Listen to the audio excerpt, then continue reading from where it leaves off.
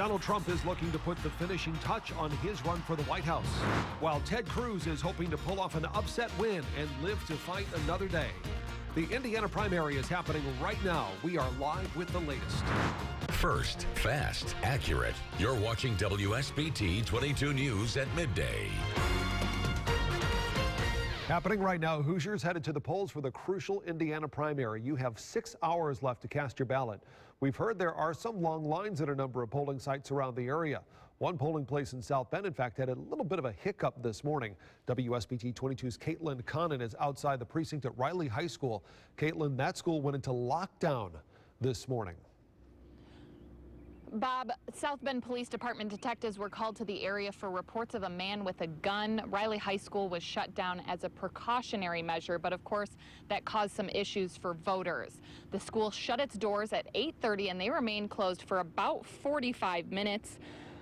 Voters who were already inside were allowed to leave, but no one was able to come inside. Many of those voters weren't able to stay until the doors opened again.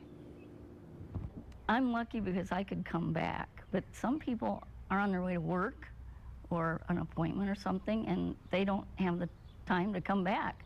They probably feel kind of cheated.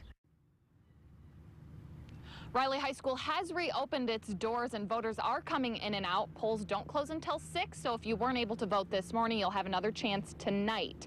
Coming up later at 4, I'll tell you about some other issues that voters are facing today. Live in South Bend, Caitlin Connon, WSBT 22 News. All right, Caitlin, thanks very much. Now, we're also hearing of some other issues at polling places throughout St. Joseph County, specifically long lines. For the first time, the county is using iPads for voters to sign in when presenting your ID. 157 of these iPads are being used today.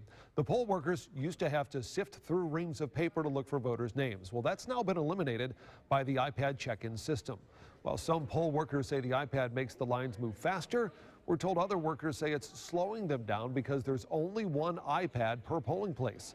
The St. Joseph County clerk says there have been some other minor glitches in rolling out the iPads as well, but most of the problems have been with workers trying to get the iPad connected to their various Wi-Fi systems.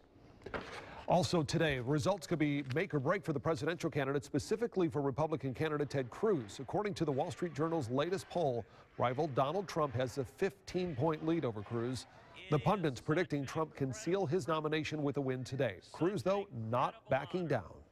And I could not be more gratified. I could not be more encouraged that this primary is coming down to the Midwestern common sense, to the good judgment of Hoosiers.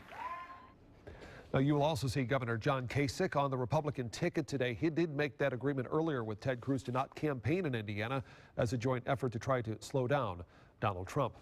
Trump held a rally last night in South Bend. More than 6,000 people showing up at the Century Center. Trump highlighted many of his usual talking points, like building a wall on the Mexican border. We're going to build a wall. Don't even worry about it. We'll talk about the wall. And I'll tell you, we're going to build the wall. We're going to stop drugs from pouring in and poisoning our youth and other people. Trump also spent a good chunk of his speech attacking his opponent, Ted Cruz. Now, as for the Democrats, Indiana polls are showing a tighter race between Hillary Clinton and Bernie Sanders. The Wall Street Journal poll shows Clinton holding just a 4-point lead within the margin of error. The Indianapolis area yesterday saw Sanders talking about his legacy in the race so far. We have won with overwhelming numbers the votes of young people 45 years of age or younger. And what does that mean? What it means is our ideas are the future of America. Still, the new poll shows most of you think the presidential race this year is going to come down to Hillary Clinton against Donald Trump. Now, there's a famous face showing his support for Hillary Clinton in the area today. South Bend Mayor Pete Buttigieg sharing this picture with Sean Astin. Astin, of course, the actor who played Rudy. In the picture's caption, the mayor said, quote, "Great to have Sean Astin visit the Democrats of St. Joseph County headquarters on primary eve, pounding the ground for Hillary Clinton." A presidential nominee is not the only race you'll be deciding today. Also on the ballot, 2 Republicans hoping to fill Indiana's open U.S. Senate seat. 3rd District Congressman Marlon Stutzman and 9th District Congressman Todd Young are running to face former Democratic Congressman Barron Hill in November. Young beat Hill in 2010 for Young's current House seat. Now, both parties holding races for Indiana's 2nd District Congressional Seats on the Republican side, it's Jeff Peterman challenging incumbent Jackie Walorski. Peterman is a businessman who lives in Bristol. He announced his bid back in January. Walorski running for her third term in Congress. She ran unopposed in the 2014 primary. Now on the Democratic side, Douglas Carpenter and Lynn Coleman are running for their party's nomination. Carpenter lives in South Bend. He ran for the same nomination in 2014, came in fourth. Coleman is a retired South Bend police officer and former assistant to the mayor. He currently works as a community liaison at Memorial Hospital. Now, we caught up with Lynn Coleman this morning as he was casting his ballot. Coleman says if he wins tonight, he's ready for the challenge of going against a Republican in November.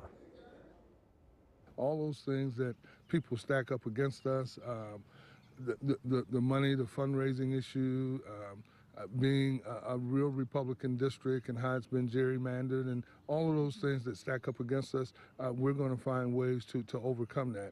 Now, other issues to be decided today by some of the voters. New Prairie United School Corporation looking to raise $42 million for renovation and improvements for buildings across the district. If approved, property taxes would go up about 61 cents for every $100 of assessed value. That works out to about $10 to $12 a month for the average home in the district. In Argus, Marshall County, voters are looking at increasing taxes to pay for school improvements. The money would go toward teacher salaries, staff positions, and programs. District officials are warning without this tax increase, they might have to cut programs and teachers' jobs. A person owning a $100,000 home in that district would pay about $200 more per year. There are a few things you need to remember before you head out to the polls today. First, the hours. The polls are open through 6 o'clock this evening.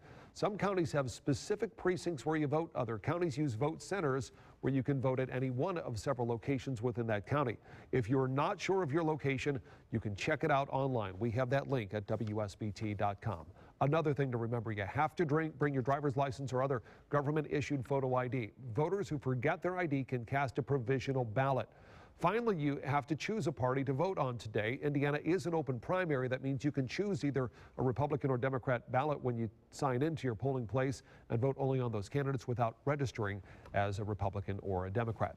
WSBT 22's Election Day coverage continues all day and afternoon and into the evening. We'll have live reports as the polls are closing this evening, and as soon as the results come in, we'll make sure you are the first to know on air and online. You can also stay connected with the WSBT 22